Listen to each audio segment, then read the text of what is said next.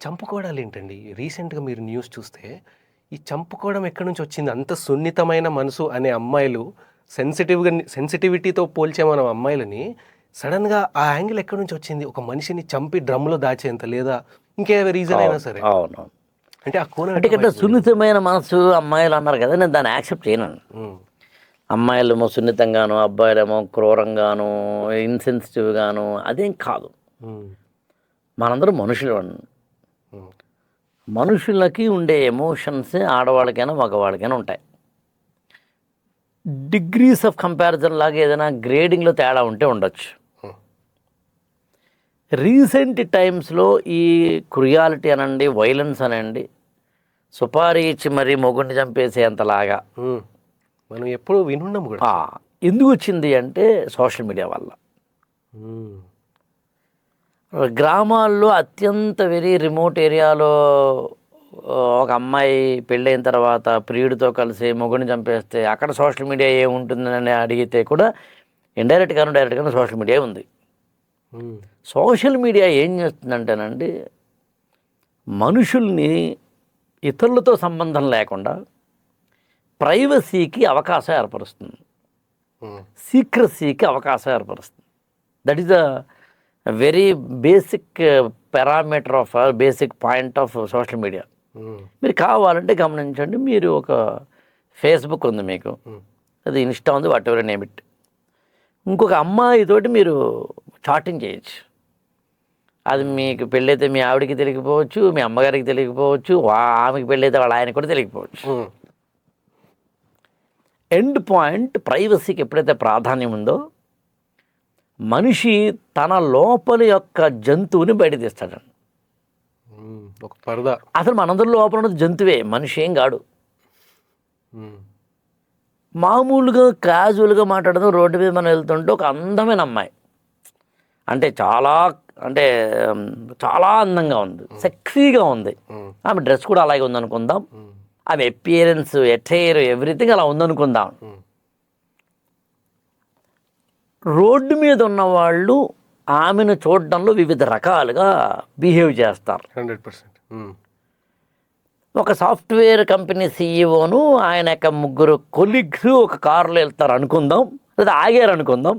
అప్పుడు ఆ సీఈఓ గారు చాలా డిగ్నిఫైడ్‌గా ఆ అమ్మాయిని చూడకుండా తన యొక్క ముగ్గురు సబార్డినేట్స్ ఉన్నారు కాబట్టి అని ఉండొచ్చు.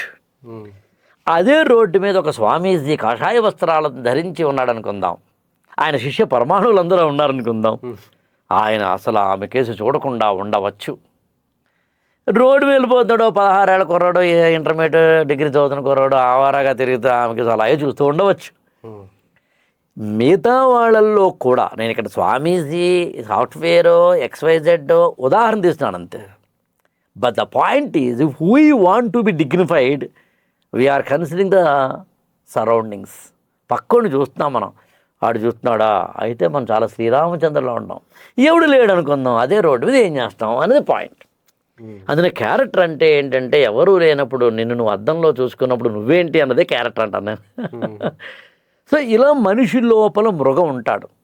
డిగ్రీస్ మారుతూ ఉండవచ్చు. హ్మ్. ఒకళ్ళు ఎక్కువ ఉండవచ్చు, ఒకళ్ళు తక్కువ ఉండవచ్చు. దానికి హార్మోన్స్ కారణమై ఉండవచ్చు, జెనెటిక్స్ కారణమై ఉండవచ్చు, లేదా అతని యొక్క పెంపకమో మరొకటో కారణమై ఉండవచ్చు. ఆరు మీడియా కారణమై ఉండవచ్చు, సోషల్ మీడియా కారణమై ఉండవచ్చు, ఎడ్యుకేషన్ కారణమై ఉండవచ్చు, పీర్ గ్రూప్ కారణమై ఉండవచ్చు. ఎండ్ పాయింట్ ప్రతి ఒక్కళ్ళను దొంగ ఉన్నాడు. హ్మ్. ఇంకా చెప్పాలి దొంగ డాష్ గాడు ఉన్నాడు, అందులో డౌట్ ఏం లేదు. హ్మ్. వీడిని మనం ఎప్పుడూ కూడా కంట్రోల్ పెడుతూ ఉంటాం. సోషల్ మీడియా ఏం చేస్తుందంటే నీలోని జంతువుని బయట తీస్తుంది. మీకు బెస్ట్ బెస్ట్ ఎగ్జాంపుల్ అండి, ఇలా మాట్లాడకూడదురా అనేది ఒక లాంగ్వేజ్ ఉంటుందండి. హ్మ్. ఇప్పుడు నేను చూడండి మీతో మాట్లాడుతూ దొంగ డాష్ గాడు అన్నాను నేను. హ్మ్. ఇలా మాట్లాడకూడదని ఇక్కడ నేను డాషో లేదు నేను అనేస్తే బీపో వేస్తున్నాను. హ్మ్.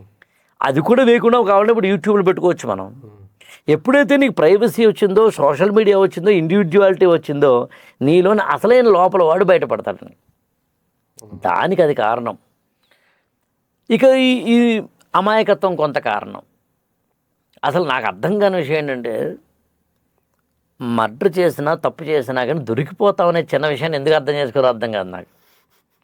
హ్మ్. ఇంత పెద్ద దాకా ఇంత ఇంత ఇంత పెద్ద మర్డర్ దాకా ఎందుకు అదే మొగుడిని కూర్చోబెట్టి, నాకెందుకు నువ్వు పెద్దగా నచ్చట్లేదురా, నేను వేరే అతన్ని ప్రేమించాను, నీకు ఓకే అంటే కనుక మనం విడిపోయి నేను వాడిని పెళ్లి చేసుకోవాలనుకుంటున్నాను.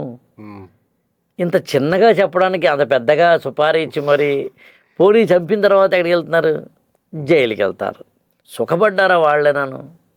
వీడిని చంపడం ఏంటో, వాళ్ళిద్దరూ జైలుకి వెళ్ళడం ఏంటో, జీవితాంతం జైల్లో ఉండడం ఏంటో, ఏం సాధించారు? ఇచ్చిన లాజిక్ ఎలా మర్చిపోతారు? అతడు సినిమాలో డైలాగ్ ఉంటుంది యాక్చువల్గా, అరే శివారెడ్డిని చంపేస్తే జైలుకి వెళ్తావు, చచ్చిపోతేనేమో నువ్వు సీఎం అవుతావు, ఇంత చిన్న లాజిక్ ఎలా మర్చిపోయావు అంటాడు ప్రకాష్ రాజ్. అలాగా చిన్న లాజిక్ ఎందుకు మర్చిపోతారు జీవితంలో అంటే ఎమోషనల్ ఇంబ్యాలెన్స్ వల్ల. తాత్కాలికమైన క్షణికమైన ఆవేశం కావచ్చు, ఆనందం పొందాలనే కోరిక కావచ్చు, ఇవన్నీ కారణాలు. అంతే తప్ప ఆడవాళ్ళే ఈ మధ్య చేస్తున్నారు, ఆడవాళ్ళు కూడా చేస్తున్నారండి. నాకు చాలా అది యాక్సెప్టబుల్ అనిపించింది నాకు. ఈ మధ్యన అమ్మాయిలు బాగా సెడు కాలుతారండి, అమ్మాయిలు కూడా కాల్చేస్తున్నారండి అనేది తప్పు. యాక్చువల్ కాల్చడం అంటే తప్పు అయితే అబ్బాయినా అమ్మాయినా ఒకటే.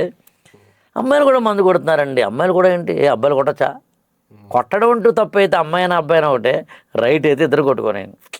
సో అమ్మాయి అబ్బాయి అనే డిఫరెన్సెస్ అనేది, డిస్క్రిమినేషన్స్ అనేవి ఎక్కడ ఉండకూడదు అనేది నా సిద్ధాంతం. చంపితే ఇద్దరు చంపాలి.